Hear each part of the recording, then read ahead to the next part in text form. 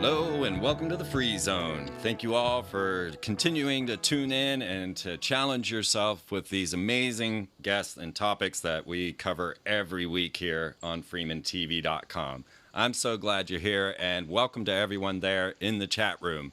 If you want to come over to the chat room, share in the conversation, Saturday nights at 8 p.m. Eastern, we're all over at FreemanTV.com. Just click on Listen Live and join in the chat. It's a lot of fun. We get to share in the whole knowledge that's being going on, get to chat with me, and sometimes even the guest if they show up, and it's a lot of fun. So get over to FreemanTV.com, check things out, because there's a whole lot more on that website than comes through this broadcast. You're going to love it, so get on over there. You know, my life has been wrapped up in a Dan Brown conspiracy since the day I began this investigation. I put out the film Columbia a year before the Da Vinci Code hit the theaters, exploring the concepts of the pentagram and their relationship to the goddess and how all of this relates back to Freemasonry. And of course, I was putting this all out on my low-budget access television show in Austin, Texas. Well, 5 years after starting that television show in Austin Access, the Freeman Perspective, if you don't know, Dan Brown put out another book known as The Lost Symbol. And he expresses the idea that Washington, D.C. has more astrological signs in its architecture than any other city in the world. The zodiac, star charts, cornerstones, they were all laid at precise astrological dates and times. Freemasons were using astrology to plan this new world. The Capitol, the White House, Washington's monument, all the cornerstones were laid when the dragon was in Virgo, or Caput Draconis, if you want the more specific term. Dan Brown shared this information in the Lost Symbol with the character Moloch, or Malak, running around seeking apotheosis. He was the son of a secret keeper of Freemason knowledge. And he was actually turned to the dark side, according to Dan Brown's book, The Lost Symbol, by watching a low-budget access television show that was an occult conspiracy TV show. Was Dan Brown watching the Freeman Perspective? Well, this tied in even deeper into my life as it gets into the ideas of noetics. You know, the idea that the universe is mental. And the Institute of Noetics is very curious, being started by 33rd degree Freemason Edgar Mitchell, who was also the astronaut, and Werner von Braun, the Nazi that came over to help start JPL and NASA. And now they have instituted this Institute of Noetic Sciences, which really shows us that human thought can literally change the world. They are utilizing in intention experiments mass conscious connections to the point that when 9/11 occurred, they had random number generators going on around the planet, and all of them became less random, as if the entire consciousness of the world had synced together due to this massive event. The Institute of Noetic Sciences says the missing link between modern science and mysticism is them. And we're going to seek the understanding of this lost art, this ancient mysticism that meets this modern science, which correlates into the zodiac star charts and cornerstones laid into Washington, D.C.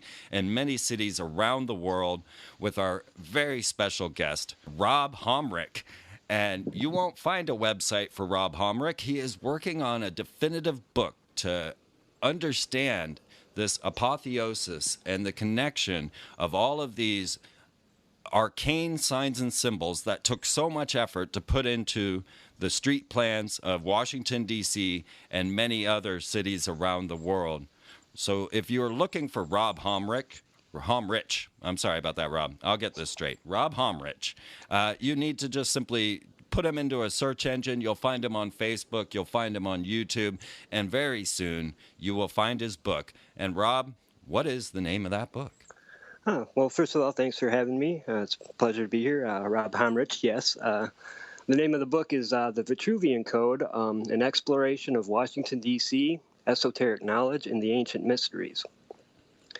And it's interesting that you start with Dan Brown because there's a lot of correlations between my work, my research, and Dan Brown's novels. Of course. Now, let me just put this out there for the audience listening. Sure. Dan Brown's novels are in every Grand Lodge of Freemasonry around the world. We have pictures of them here for you to look at on the website. We're going to include all the photographs of everything we're talking about tonight and more so that you can see in this. But Dan Brown's books are literally sold in the gift shops of the Grand Lodges of Freemasonry, and they're on the secret walls in the halls of the Temple of the 33rd.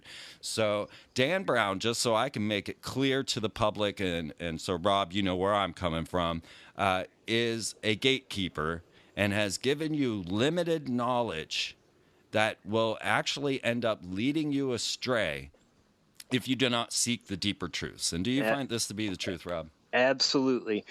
I think one of the reasons his work, his books are so successful is the fact that he blends the historical facts with the fiction. And that creates a great fantasy, a great story, but it also creates a lot of confusion. And I think that's one of the things that's interesting that he speculates in his book, which is kind of a logical speculation, is that he believes that the Knights Templar were stationed on the Temple Mount, looking for an ancient lost artifact that was lost since the time of Christ. And this is a logical thing. He speculates that they were looking for the the Holy Grail.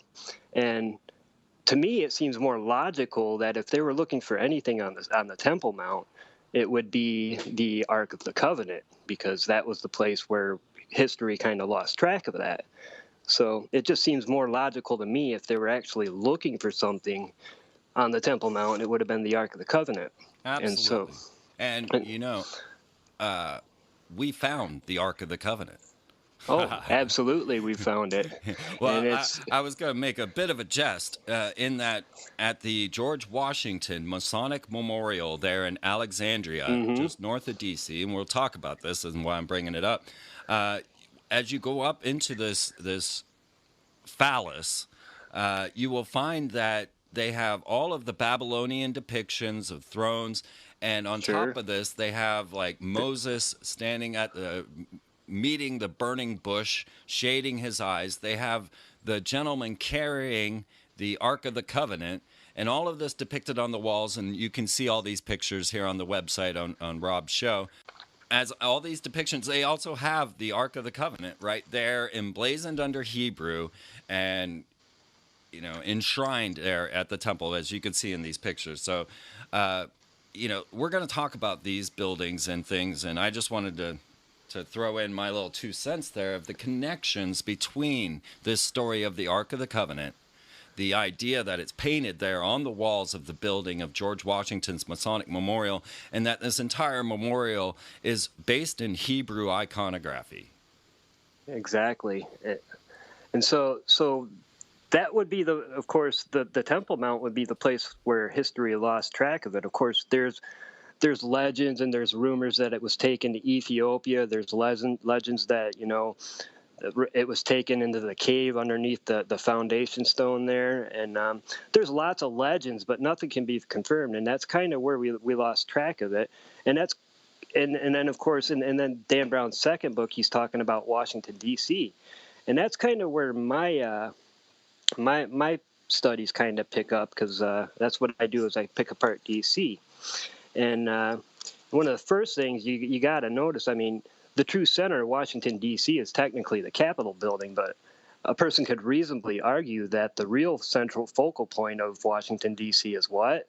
The Washington Monument, of course. And that really begs to ask the question, why would our forefathers put this Egyptian monument right in the center of a capital city of a country that has no ties with ancient Egypt?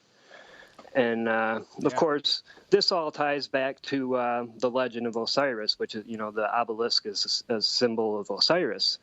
And it's a pretty widely known myth of the story. Of course, it's a fragmented myth, and it appears on all sorts of different texts, and no text really gives you the full story of the Osiris myth. But it's all broken, but generally there's a basic outline of the story, and it's basically that Osiris was this great Egyptian ruler, and he was murdered by his jealous brother Set. And he cut his body up into several pieces, and he spread them throughout the land of Egypt, except for his phallus, which he threw into the sea, and it was eaten by a fish. Well, enters his sister bride Isis, and she manages to retrieve the remaining body parts and resurrect Osiris, except for he doesn't have a phallus. So she has to fashion him a new one out of pure gold, and with that, they immaculately conceive their miracle godchild Horus. And so this is the root of all the religions, where you've got the Immaculate Conception, the resurrection, all these recurring themes that you find in various different religious traditions. And it all really centers around the phallus of Osiris. And that's literally what we have represented in Washington, D.C. in this obelisk. It's literally the golden phallus of Osiris. Absolutely. Well, it gets more interesting when you actually consider the pathways that surround the Washington Monument.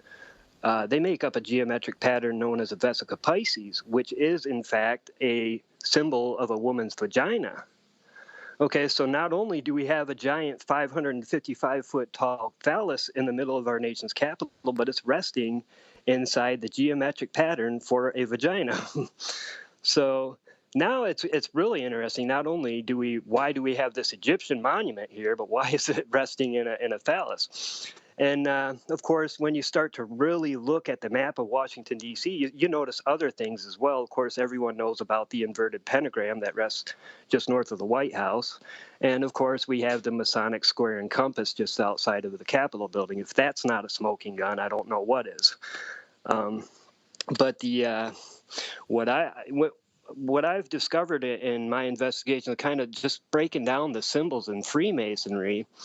Of course, if you ask a Freemason what the square and compass symbolizes, you're going to likely get the exoteric explanation, which is that the square reminds them to keep their actions square, and the circle reminds them to circumscribe their lives with the principles of Freemasonry, and yada, yada, yada. And that's basically the explanation, or something to that effect, that you're going to get from a Freemason out of that. Right. But when you really look at the square and compass, what does it really symbolize? When you start breaking it down, you realize these are the tools you need in order to solve the ancient mathematical riddle known as squaring the circle. There you go. And this is as old as mathematics itself. Basically, it's a problem, and it's been proven. Only just recently did we catch up to what the ancients already knew, that it was an impossible task to solve. And this is because of the transcendental nature of pi.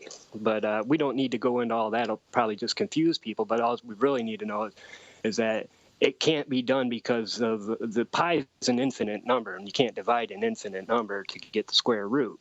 And but you can average out or round off that infinite number and to get something that's arbitrarily close to the value of pi. And because of that, we can get a close approximation of squaring the circle. However, we'll never be able to, under the guidelines of the ancients, we'll never actually be able to solve that task. So, but you don't. The trick is, though, the thing that the ancients knew, and even like Leonardo da Vinci and all these guys knew, was that even with a close approximation, that's all you really needed to do to achieve perfect geometric proportions, as we find in examples like Leonardo da Vinci's Vitruvian Man, or in the Great Pyramid of Giza itself. They're both renowned for their perfect proportions, and they're both derived from squaring the circle. Of course, the Parthenon would be another example. Right, and there's lots of them, but these two are particularly a central focus to my work, because what I've discovered is that the square and compass in Washington, D.C., that's made up of Maryland Avenue and Pennsylvania Avenues, you can actually use that to scale the Vitruvian Man in perfect harmonious proportion with a map of Washington, D.C. Now, this artwork you have created is epic. I am so impressed. It's there was a lot of work put into that. Yeah. How long did it take? That was About 8 months of actually physically creating the drawing itself. It's actually made up of 154 sheets of 8.5 by 11-inch photocopy machine paper, all taped together into a big 10-foot by 10-foot piece of paper. Amazing. And then I drew the map of Washington, D.C. by hand onto that.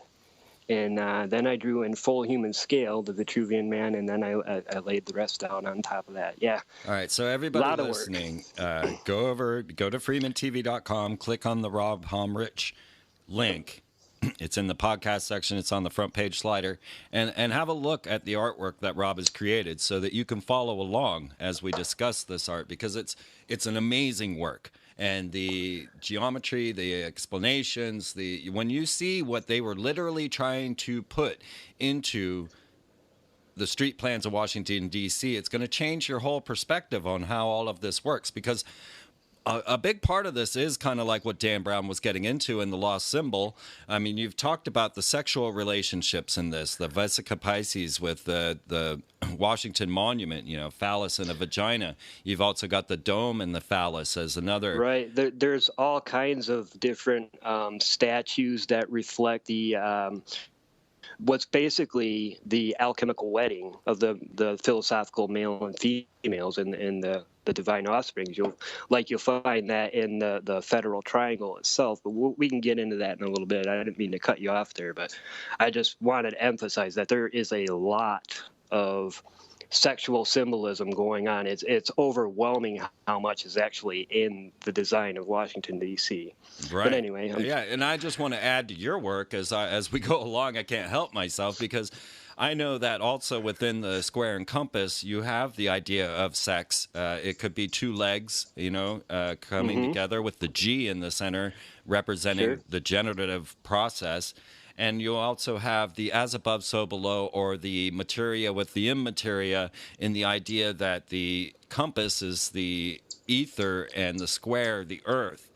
And then all of this boils down into what Dan Brown finally shows as the lost symbol, which is the circumpunct.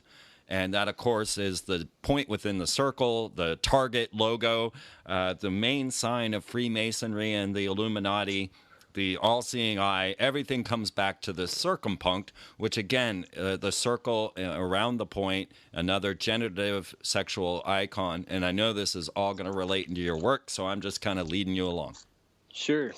Well, let's pick it up where I left off with laying the Vitruvian Man on the map. For starters, you're going to see a lot of synchronicities in the layout of the streets. Like, for starters, you'll notice that the circle, the pentagram that's located just north of the White House is made up by 4 circles, and then the White House at its southern point. It's actually 3 circles in the square. It's Mount Vernon Square, Logan, DuPont, and is it Washington Circle, I believe? But these 3 circles come into perfect alignment with the lines in the Vitruvian Man's shoulders and elbows.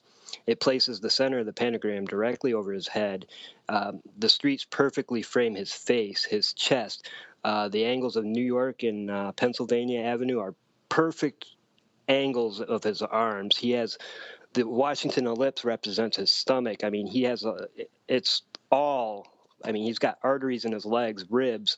It's all laid out according to the proportions of the human anatomy, to the point where the Vitruvian Man even has his own chakra system, which is represented by 6 of the 7 points. There's 1 chakra missing, and we'll get to that. But it starts out with the root chakra there, represented as the Jefferson Memorial. And then just above that, we have the reproductive chakra, which is obviously represented by the Washington Monument and the Vesica Pisces. And then above that, we have the Washington ellipse representing the navel chakra, the White House representing the heart chakra, and then we have the missing chakra, which is the throat chakra, and this is because it's associated with communication, and that's kind of part of this keeping it a secret, is you don't give it a throat chakra. And then above that, we have Scott Circle in the shape of the Star of David, representing the pineal chakra. And then, of course, at the very top, we have the House of the Temple, representing pure consciousness. And so we've got a chakra system right there, basically down 16th Street. Of course, Now, what's interesting is it places the phallus of the Vitruvian Man directly over what? You guessed it, the Washington Monument. So there's an alignment going on here. And of course, the Washington Monument is actually positioned slightly to the east of where it should be. And you can check the historical records and find that it would have actually been in alignment with the White House and the Jefferson Memorial, but the land was too marshy to support the weight of the monument, so they actually had to shift it slightly to the east. And so you'll notice in this whole chakra system that the phallus chakra there is slightly offset from everything else, and so is the crown chakra, pure consciousness, or the house of the temple. But pretty much you got this almost near perfect alignment of the chakra system. And well, it gets even more interesting, though, because with the same proportions as the square and circle from the Vitruvian Man, if you apply that to the Great Pyramid and scale that into the diagram as well, we get some even more interesting alignments. You just got to place it on there slightly different. You don't place the circle directly over the other circle. You need to position the top of the circle at the top of his head instead of at his feet, like with the normal Vitruvian Man drawing. When you put the pyramid on there properly, now you have the pyramid pointing directly to every wound suffered by Christ during the crucifixion. And this is represented by the missing capstone representing the crown of thorns. You've got the 4 vent shafts of the Great Pyramid pointing to 4 stars, which represent the 4 nail wounds in his arms. And then you have the roof of the King's Chamber in perfect alignment with the Theodore Roosevelt Memorial Bridge pointing directly to where the spear pierced his ribs. So you have the pyramid on here indicating all of the wounds of Christ. And then most interesting of all is that it places the Queen's Chamber directly over the Vitruvian Man's phallus. So once again, we have that sexual union symbolism. And that's, just like you find in the James Buchanan Monument, you'll find James Buchanan as the divine in the role of the divine offspring between the allegorical male and female. You'll find this in the statues that flank the Supreme Court. You'll find all these references of the allegorical male and female and their divine offspring. In fact, you even have the federal triangle itself represents the Trinity there with you got the phallic symbol of the Washington Monument representing the male. Basically, you got the Pythagorean triangle in there, a square plus b square equals c square. And that the concept behind that has a much deeper philosophical meaning, which represents the God, the goddess, and the divine offspring. Right, exactly. So you're getting all of this symbolism repeatedly echoed. And then when you put the diagram together, you have it echoed right there in the diagram, right over top of the monument in the Vesica Pisces. You have the Vitruvian Man's phallus resting on the Queen's Chamber, as if that's not saying, no pun intended, he's literally entering the Queen's Chamber. Right. So there's a lot of interesting sexual union symbolism all over the city. And in fact, of course, David Oveson was the first one to note how the federal triangle depicts the Pythagorean triangle. Well, I've noticed that you have that reflection right there in the White House. If you line up the points between all of the center points of the 3 main bedrooms in the White House, which are the president's bedroom, the Lincoln bedroom, and the Queen's bedroom, you find the center points of all these 3 rooms, and you have the perfect reflection of the Pythagorean triangle right there in the White House, represented in a masculine bedroom, the Lincoln bedroom, a feminine bedroom, the Queen's bedroom, and of course the president's bedroom represents the divine offspring again. Amazing. So the symbolism is all over in there. Yeah, I'm getting blown away. Got so many things to think about here. This 47th proposition of Euclid that has the 3 squares sitting together. This is where the canted square symbolism comes from, and of course that canted square is that generated God, and Isis, Osiris, and Horus. Sure, it's the concept that the child is the combination of both the mother and the father, and that's why you have the 2 squares equal to the 1 square. Now, what I'm blown away with here is the concept of Jesus and his wounds being outlined in these same designs correlated with the Great Pyramid and the street plans of DC. This Sure. shocks me. Well, you realize that Jesus is really just an echo of Horus, and it's all really Christianity borrowed so much from ancient religions. I mean, you look at the history of mankind as far back as we're allowed to anyway. It seems like for some reason there's like a block-off point that we're not allowed to imagine a humanity existing before the Ice Age.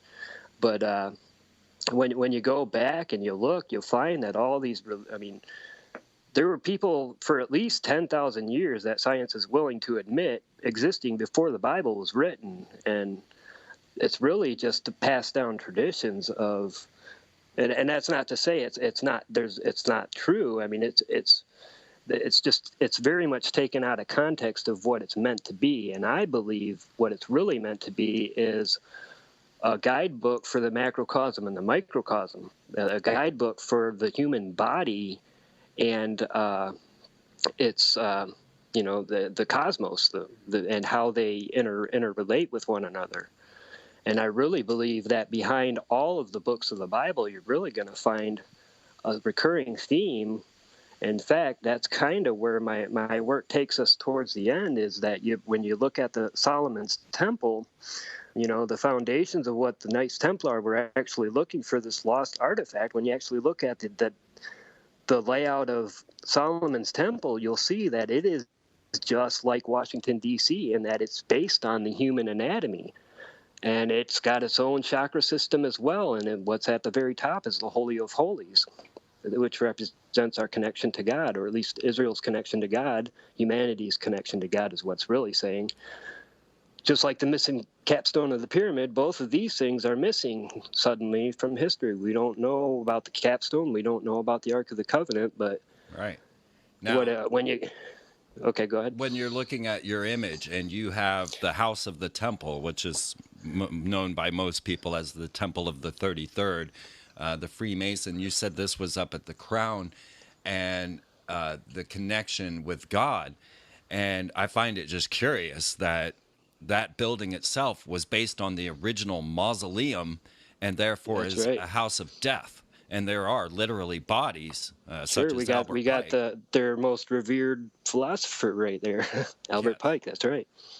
And so I think what I get from all of this is that it's really symbolizing our disconnection. Just with the pyramid there and with the eye, you can lay the Solomon's Temple out on the Washington, D.C. just the same way, and you're going to get the same thing. You can lay the White House out on to the layout of the Vitruvian Man. You're going to get just the same thing. And everything seems to be pointing to that crown chakra. Whether it's the Holy of Holies or the Ark of the Covenant or the missing capstone, or everything seems to be pointing towards that disconnection. Right. And what's really, when you really start examining Freemasonry, with all the speculation about them, you wouldn't do a complete thorough research of Freemasonry if you didn't start looking into the aspects of the occult and their relationship with that. Yeah, and all of this ties in, as what it did in Dan Brown's Lost Symbol, to this parapsychology. And the Institute of Noetics is this classic example. Your 33rd degree Mason, Edgar Mitchell, astronaut, coming together with Werner von Braun to develop a parapsychological research institute that is seeking the potential, the abilities of the human body and the human spirit, if you will. And all of this ties right into what you're saying. You've got the Vitruvian Code based on the body. We could take this to the Temple of Man, Luxor. You could take this all, but it all comes back to this concept of this mass consciousness that we are disconnected from, right? Exactly, and that's what it really gets to. And when you start exploring the occult aspects, what's interesting is I long before I even was into this, I kind of came across this emblem, a magical circle, if you will. It's called the Sigillum de Ameth. And we liked it so much that I actually took it on as a band name and took on this logo as a band long before I even started researching this stuff. And What does I'm that looking mean? at the Sigillum de Ameth is a magic circle, and basically it translates as the seal of God's truth, or sometimes it's just called the Sigillum Dei, or the seal of God. But basically, it's a magic circle, and it has a 5-pointed hexagram in the middle, and then there's a 7-pointed heptagram surrounding this, and then it has all these different names for God, but it's like in codes, like they're different syllables for the different names of God, and it's a code. It's a codex for translating the different names of God and the 4 archangels. And what's interesting is I'm looking at the geometry of this next to the geometry of my Vitruvian Code artwork, and I realize that it's a missing link to it, because if you actually lay this circle out over the Vitruvian Man circle, you just scale it right to that, and it's just that simple. You find an amazing synchronicity with the geometry.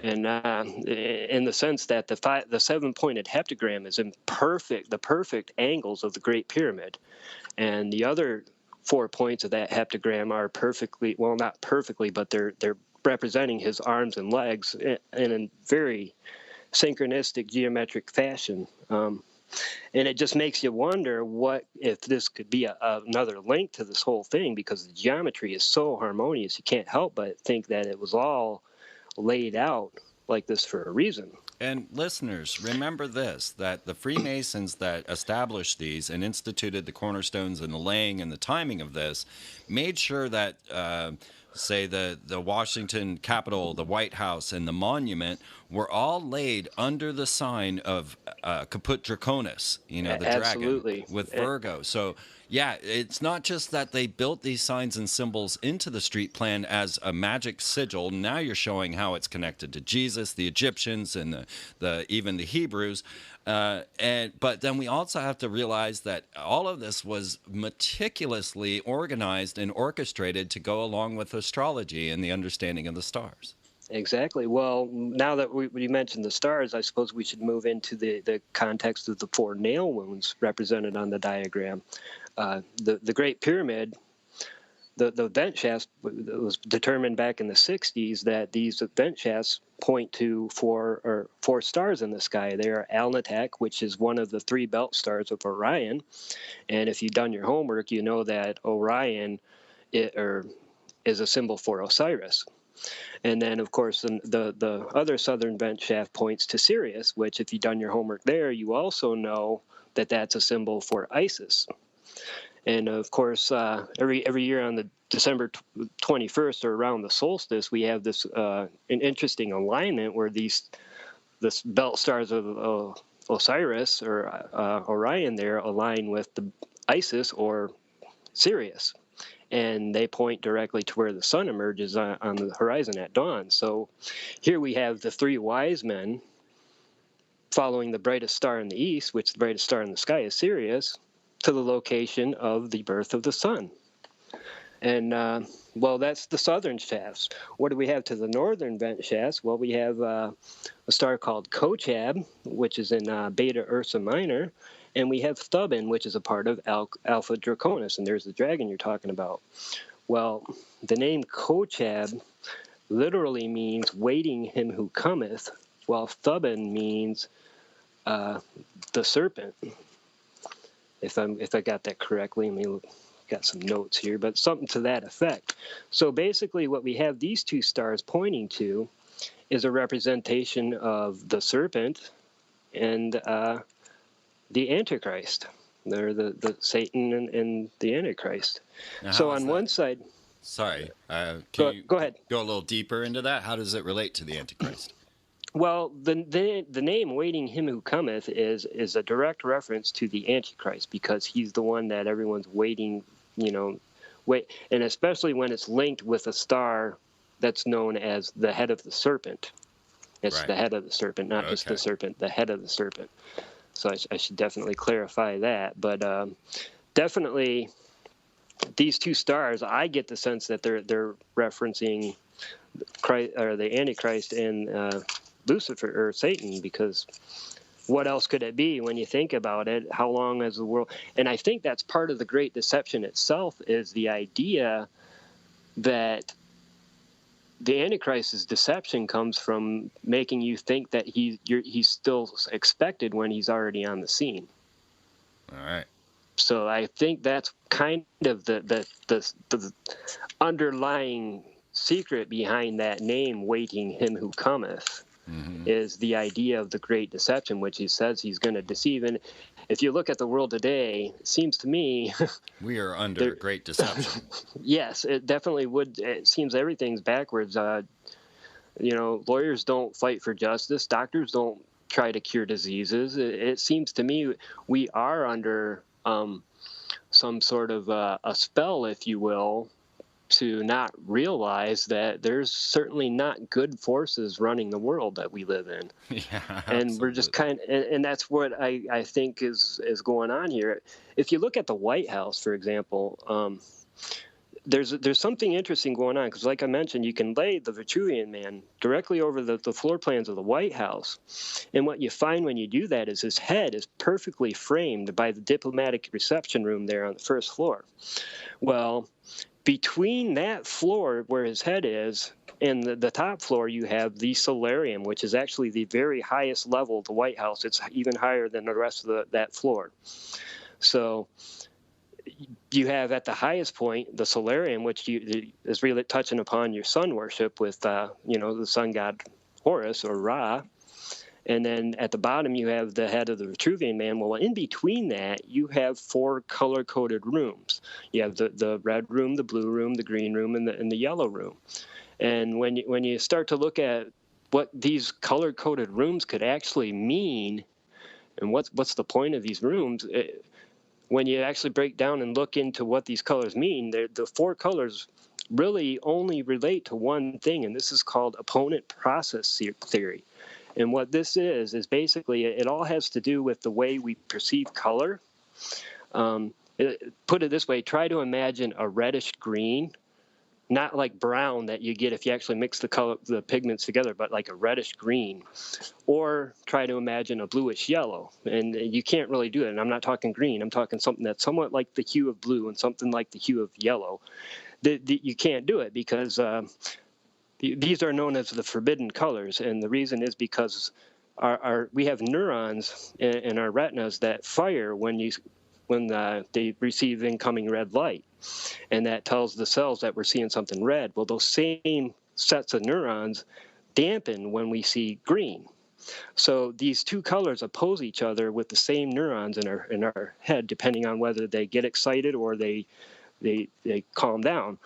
And it works the same way with blue and yellow. And so we can never perceive these colors when coming from the same place. And what this all boils down to there is you have red opposing green and you have blue opposing yellow. And you find this configuration in the White House in the layout of the rooms. And that's a representation of the forbidden colors, which they're placing directly between the Vitruvian Man on the first floor and the solarium, or the sun room on the top floor. And this is basically a key to these are like components to a spell to blind you, if you will, from what's really going on. And that's what the White House is really all about, is the microcosm to the macrocosm of Washington, D.C. And that's why you find the Vitruvian Man inverted in the White House, and that's why you find an inverted reflection of the Pythagorean triangle as well, is because this is representing the microcosm man, and they're putting blinders between us and the sun or the light. Right. If you can kind of get that metaphor, it's right there in the White House. Amazing. So, and that's what it's really all coming down to. It seems like we're in a world where anytime the status quo gets challenged, I mean, look at what happened to Copernicus for saying, the Earth revolves around the sun. Lo and behold, he was right. But what happened to him? Well, you can't talk like that. You're going to get people thinking. And so he got placed under house arrest. Seems like any time we go and find something that could lead us to the truth, it's cut off because we're not supposed to know the truth. And the truth is we were put under a spell a long time ago so that we would keep waiting for this beast to show up when the beast is already here. And the Masons would say that this knowledge is akin to knowing how to make an atomic bomb, or they would even relate it to fire, saying, well, fire in the hands of someone who knows how to use it is a tool of illumination, but uncontrolled, it's a destroyer. And they try to say that their initiatory rites are the path to allow you into this understanding, and so that you don't burn yourself and the world with this fire of knowledge that's hidden inside of these secret lodges and in the street plans and in the rituals that are performed.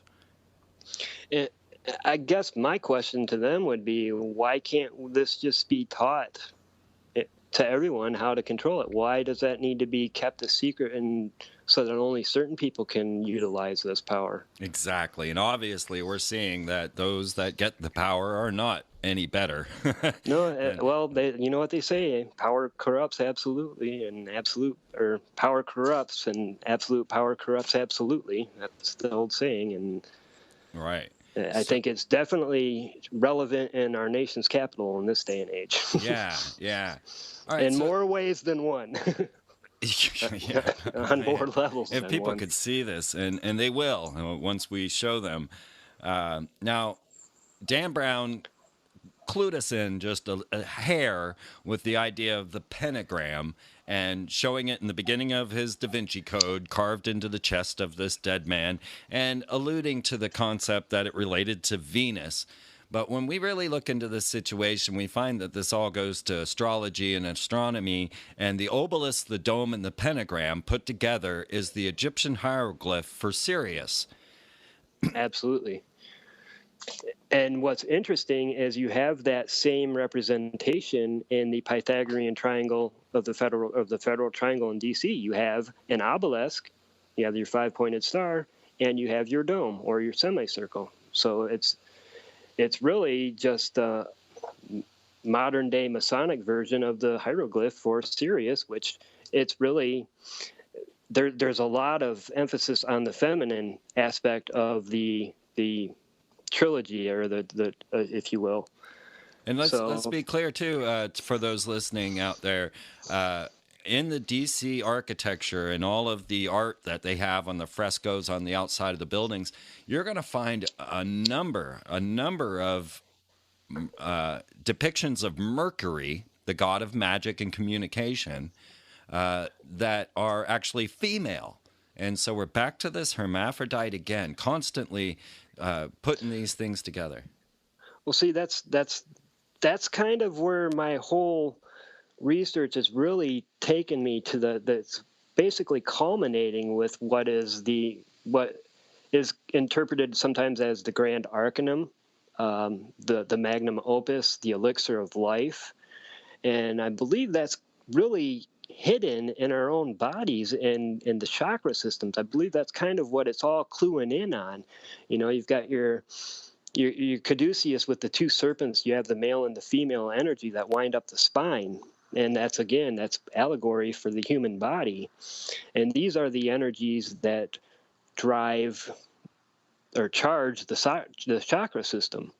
So it's really all leading up to it. It's almost like they're encoding the secrets to the activation of the chakra, but yet they're cutting everyone off from it so that only the select few can utilize this power. And that's where it's all leading to. And of course, the Grand Arcanum, if you do your research, it's a reference to an alchemical process, which of course alchemy is the father of all sciences, but it's kind of in this day and age, it's not really taken seriously anymore. But in alchemy, there was a belief in the existence of a 7-step process which would turn lesser metals into precious metals like gold and silver, and this was done through a 7-step process. which is a representation of your 7 chakras. And it's all an allegory. And when you look at the Garden of Eden, the tree of life, again, it's a representation. And if you look in the Kabbalah, you have the Kabbalistic tree of life. Again, it's all representation to the path to utilizing this male-female energy to activate your chakras. And that's, I believe, why we see these recurring themes of this sexual unity, because I believe that's part of the key to doing this. And I believe that's the reason you have this symbolism all the time of the eye being cut off from the pyramid, and it's only the eye, the capstone, that's illuminated. The rest of the pyramid, they don't get the illumination that the capstone gets. And it's because the purpose here is to sever us and keep us severed from our real connection to the spiritual realm, or if you're religious, you want to, our connection to God or the divine. And I believe that's the whole motive behind this whole thing, is that, there is a connection between us and the divine, and it's through our own bodies. And that's what it all boils down to. And that's why you find the Vitruvian Man laid out. And when you put all of these images together, it literally depicts certain images, like the Vitruvian Man in the pyramid in Washington, D.C., literally, visually looks like Jesus on and ascending from the cross. When you put the Vitruvian Man on Solomon's temple, it literally looks like Jacob resting his head upon the foundation stone, and where he dreams of Jacob's ladder, which is an allegory for the body and the ladder of the chakra system. And that's where, again, it all comes down. And all these religions, that's what they're really trying to tell you, is this path. But unfortunately, it's a forbidden knowledge, so they can't just come out and say it. Well, guess what? I'm going to break the tradition, and I'm going to come out and say it, that this is how it is, because it's time. That's the time and age we live in now. So, yeah, things are coming to the surface. People have never had so much arcane knowledge as they do now. I mean, we can go into the YouTube University and learn all of these different Kabbalistic teachings. When you get right down to it, that's part of what I believe my work is really about. Is, see, this isn't just stuff that I just, decided to write a book one day. This is stuff that's been revealed to me over time and through study and through meditation and all this.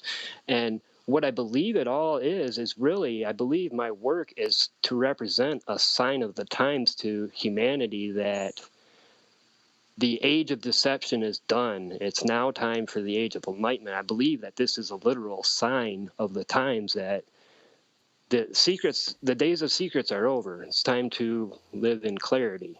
And I think that's a lot of what my work is really representing here. All right. Well, let's get to apotheosis then. Sure. It has to happen under the dome, if you catch that analogy.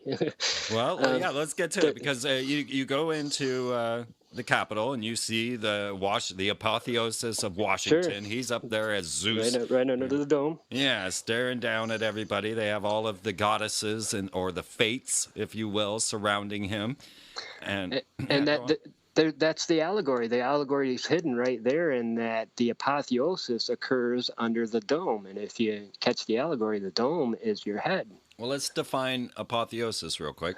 Well, the apotheosis is the ascension of man into godhood. And that's what the apotheosis of Washington is depicting in the Capitol building. It's George Washington becoming a god amongst the pantheon of other mythological gods. Well, we've seen him sitting there as Zeus. Most people connect that depiction of him as Baphomet. Baphomet, yeah. Of course, back to the hermaphrodite again with Baphomet. Mm-hmm. All right. So yeah, the dome. Okay, so it's in the mind again. Exactly, and that's and when you really break down all of the allegories, that's kind of what they're telling you. What is it? It's in Matthew, where Jesus is talking about if thine eye be single, then something to the effect that you'll know God. And it's talking about a single eye. If your eye be single, you'll know God. And so, do you feel And that this so goes back to the pineal gland? I think that's the central, that's the link to the crown chakra. And it's all like, it's almost like a Christmas lights. If you take one out, the rest of the strand doesn't work. And the trick is to cut off our pineal gland, because that's the link to pure consciousness. And so if you calcify the pineal gland with, say, plenty of fluoride, then they lose their connection to the spiritual realm. Yeah, I was thinking of the ancient depictions of the Tree of Life with the ancient Babylonians, and you see the winged characters there. Nisroch, he is inserting like a pine cone into. Sure, you got the pine cone right there at the Vatican. I mean, you got it right there. In fact, right there in Michelangelo's depiction of God and Adam, you have it. It's hidden right there in the image of God. If you look really closely at the shape of the cloud or the portal or whatever you want to call it that he's coming through, that's a depiction of your brain, which is where the pineal gland is. So, I mean, it's right there in plain sight for those with the eyes to see, right there in the Catholic headquarters of the world. Yeah, a strange connection between the Vatican and Washington, D.C. is that Vatican Death Star. We happen to walk across a small representation. I don't know if people have seen this. Check it out. It's a big globe that sits out in front of the Vatican. Looks like it's been smashed by an asteroid or something. They have a smaller version of this just off in a garden there in D.C. Yeah, they do. And I believe I think there's one at the UN building too, if I'm not mistaken, along with the Cryptos. But I'm pretty sure there's like a couple of those floating around at various locations. That's some It's also bizarre interesting. symbolism. What's also interesting is that you've got right there in the middle of the Vatican, what do you have? Nice big long obelisk. Now, it's one thing for a nation like the United States, who we made it a point to keep a separation between church and state. Well, you look at the Vatican, why do they have an Egyptian obelisk sitting there? Yeah, you've got that one with the Vatican. You've got the Cleopatra's Needle off the Thames. You've got then the Washington Monument. Yeah, we find them all over various places, but that's usually a good indication of what your kind of mindset you're dealing with. And anytime you see something like that, it's also a good place to look for other clues as well, because they're everywhere. Yeah, we found this symbolism in almost every capital that we've gone to. If you go to the Capitol Dome, just look due north, and you're going to see the obelisk. And that's because virtually all of the capitals are set up like this. And Washington, D.C. is definitely probably the prime example of this practice. And you're going to find it in lesser forms in virtually all of the capitals. But it's really a part of a grid work.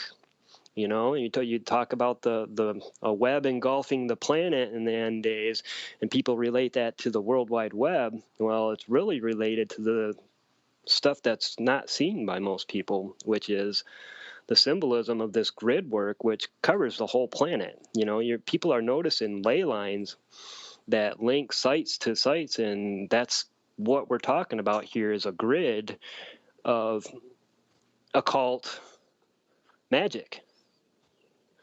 For I don't know how else to say it other than what, and that's why you look up the East Coast, and you have all of these different cities. But what's interesting is that when I started putting all this stuff together, and I kind of revealed to the public how the Sigillum D incorporates into this, immediately after this, we had an interesting uprising that occurred.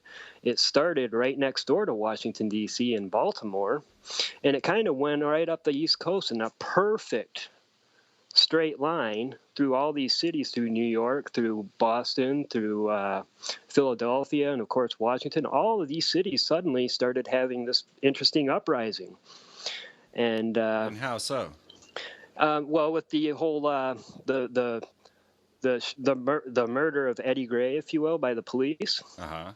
You remember that whole Boston or the Baltimore uprising that occurred, and then all these other cities started joining in. And you'll notice if you actually look at a map, you can draw a straight line through all the cities that were major players in that whole uprising, which occurred right after I revealed to the public how the Sigillum D incorporates into Washington, D.C. I'm not saying they're linked. I'm not saying they're not. I just find it incredibly interesting that at the end of the straight line, you got Washington, D.C. Right next door to that, you've got Baltimore, and then it just kind of goes up the East Coast and all these cities that were involved in this whole uprising. Well, that's kind of what we're talking about here is the power over the collective conscience. And we're looking at things like the intention experiment. And I was actually a part of this intention experiment unintentionally. I happened to be sleeping in Bill Clinton's front yard at the White House while this experiment was going on. And what this was the idea of meditating on the thoughts of peace and having a group of people together. And well, they didn't know that I and a number of my hippie friends in the Rainbow family were also unintentionally participating in their intentional experiment because we were all there under the banner of peace, love, and sovereignty. And here they found that crime went down, everything dropped down, all the violence, everything due to this intention. Now, what we're saying here, Rob, is that we have a design, a magic sigil that is there to disconnect you with this higher understanding that could bring about a global peace through this collective conscience, that these men state that they have the right to utilize this power to manipulate the real world in the ways that they feel are the ways that things should go. In a nutshell, I'd say you just nailed it. That is insane. And, that shows you right there the power and potential of humanity when we see events like what you're talking about, running along these grid lines and following this mass consciousness of anger and despair.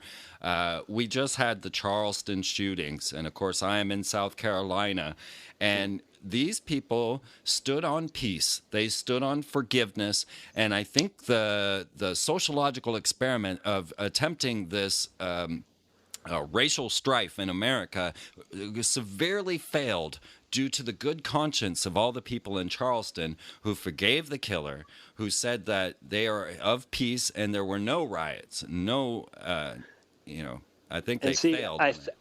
I think that's the key to it all is what we need to do is we know what's right and wrong. We see what's going on. We need to just keep exposing it because the more we expose it, the less effective it is. It's just like a magician. You go to a magic show and you see a magician saw his assistant in half, and of course you're amazed at it, and you know it's a trick, but it's still amazing. You marvel at it and stuff. But when you actually learn the secrets of how the trick is performed, it loses all of its effect on you. And that's just how this is. I feel the more we expose things, and I think 9/11 was the real turning point. I think they got a little carried away with themselves, and I think they underestimated the American people and thinking that we would believe anything, and I think it backfired.